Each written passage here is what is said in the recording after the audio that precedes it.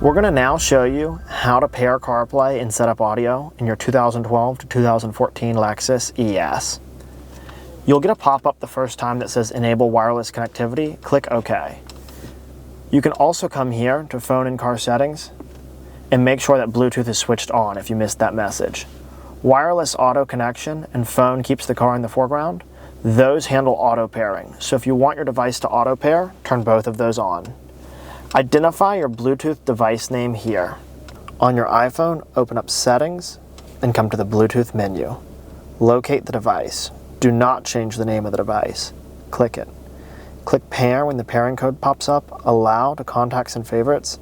And if you see a message that says Use CarPlay, click Use CarPlay.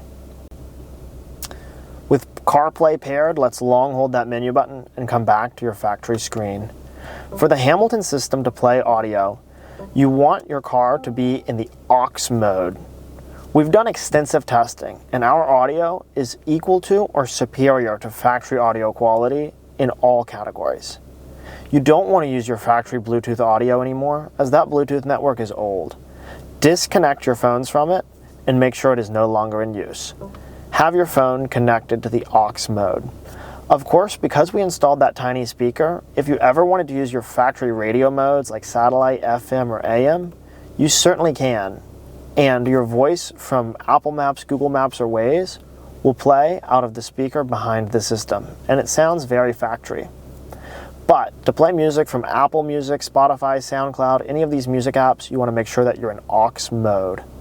Pressing the mode button on the steering wheel will trigger between the audio modes if you don't want to switch back to the factory screen. If you have any questions or need any help, visit our forum, hamiltonmotorcompany.com, or give us a phone call at 919-858-2890.